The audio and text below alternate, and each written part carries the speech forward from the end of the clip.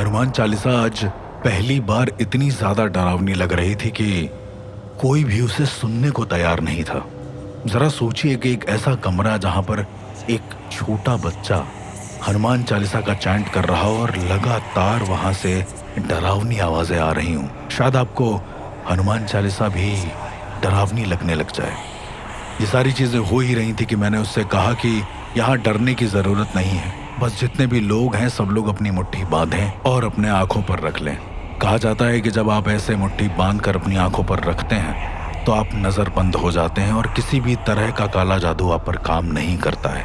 मुझे लग रहा था कि मेरी इस प्रक्रिया से केवल चीजें शांत नहीं होंगी, तो मैंने भी कुछ रक्षा मंत्र पढ़कर घर के हर एक इंसान के ऊपर रख दिया ताकि हर एक इंसान सेफ रहे।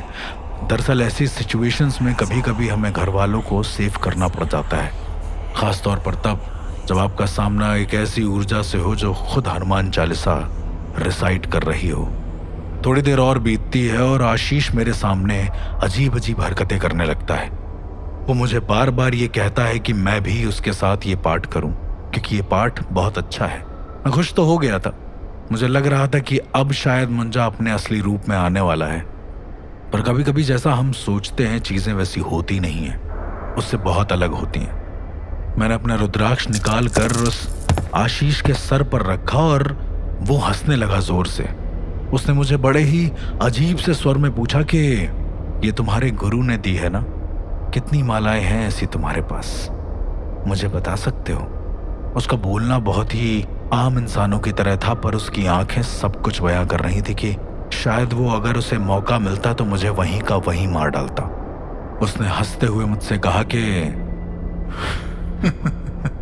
इसी माला से तुम्हारा गला घोट सकता हूं मैं, पता है ना?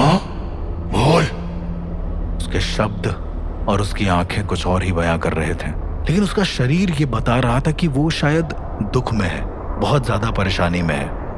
और इससे पहले कि मैं कुछ और कह पाता उसने जोर से मेरा हाथ पकड़ लिया और वो छोड़ने का नाम ही नहीं ले रहा था, ऐसा जैसे वो मुझे वहीं का वहीं मार डालता। कि तभी मेरे इशारे पर वहां के कुछ लोगों ने उस आशीष को जोर से पकड़ लिया और मुझसे कहने लगे सब कि यहाँ से चला जाऊं वरना मेरी मौत निश्चित है। मैंने बोला कि आशीष जिस कमरे में था, जिस कमरे में उन 4 तांत्रिकों की लाशें पड़ी हुई थी, वापस से उसे उसी कमरे में डाल दिया जाए, क्योंकि जब वो उस कमरे में जाएगा तो ही शायद मैं उसका असली रूप देख पाऊं। एक बार मुझे इसका असली रूप देखना जरूर है। दरअसल कभी कभी आत्माएं अपने असली रूप में नहीं आती, वो हमेशा किसी का सहारा लेती हैं अपनी चीजों को बताने के लिए।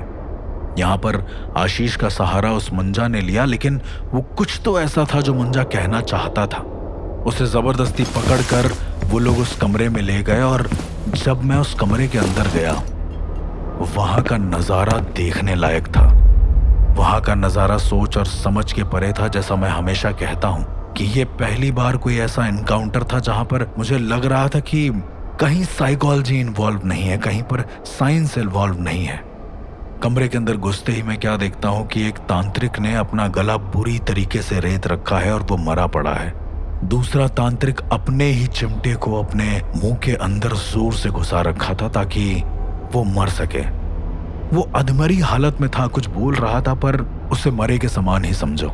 तीसरा एक और तांत्रिक था जो एक मुद्रा में बैठा हुआ था और इतनी जोर जोर से चैंट कर रहा था कि उसके गले से खून निकल रहा था।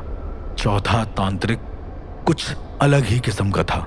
उसने अपने दोनों पैर काट लिए थे और अपने कटे हुए पैरों को देखकर वो हंसे जा रहा था लगातार, ऐसा जैसे ये उसका मन हो करने का, ऐसा जैसे शायद मुंजा ने उससे ऐसा करवाया हो।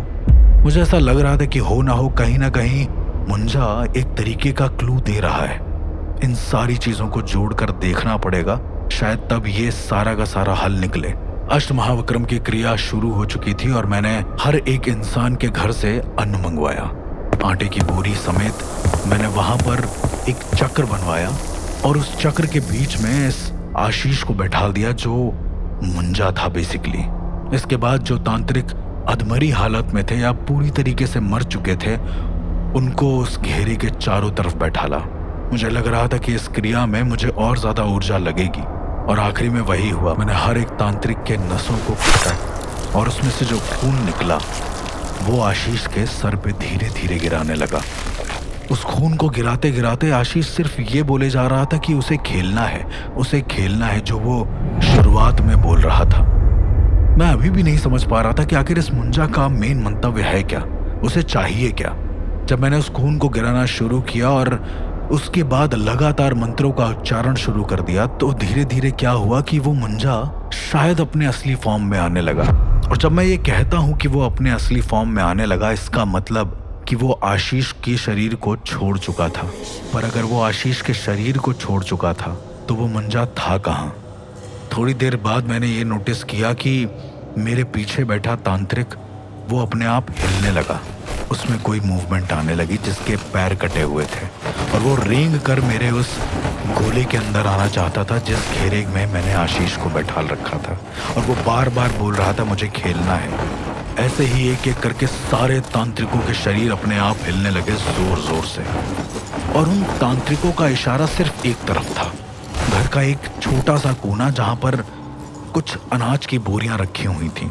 हो ना हो मुझे लग गया कि शायद यहीं पर कुछ ना कुछ मौजूद है। जब गांव वालों से उसकी खुदाई करवाई और प्रॉपर देखा गया कि उस जगह पर क्या है, तो मुझे वहां पर एक लाल कपड़े में बंधा अस्थि शव मिला, जो कि ऑब्वियसली एक बच्चे का था। करीबन 10 साल का बच्चा रहा होगा वो। अजीब बात यह थी कि जैसे ही उस जगह को खोदा गया, सारी चीजें शांत हो गईं। किसी भी मुंजा की हरकत वहां हुई नहीं। उस लाल कपड़े को खोला तो उसके अंदर किसी के बाल पड़े हुए थे और एक जनेऊ पड़ा हुआ था जो बड़ा अजीब लग रहा था देखने में, पूरा खून से सना हुआ। मैंने पूछा कि ये घर में ये जगह किसकी थी और ये क्या था। थोड़ी देर के बाद एक इंसान रोता हुआ आया, जो शायद आशीष के ही चाचा थे या कोई थे, जिन्होंने मुझे शायद जाने से रोका भी था कई बार। वो रोते हुए कहते हैं कि मैंने ही अपने बच्चे को मारकर यहाँ गाड़ दिया था और आशीष की पूरी संपत्ति मुझे मिल सके, इसलिए मैंने उसके बाल को इस अस्थि शव के साथ मिलाकर यहाँ पर एक क्रिया कर दी थी, जिससे ये जगह मैं मुंजा को दे सकूं और ये पूरा घर मेरा हो सके।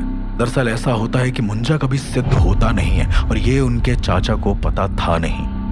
मैंने उनको जैसे ही ये बात बताई, उनका शरीर ऊपर से नीचे तक कांपने लगा।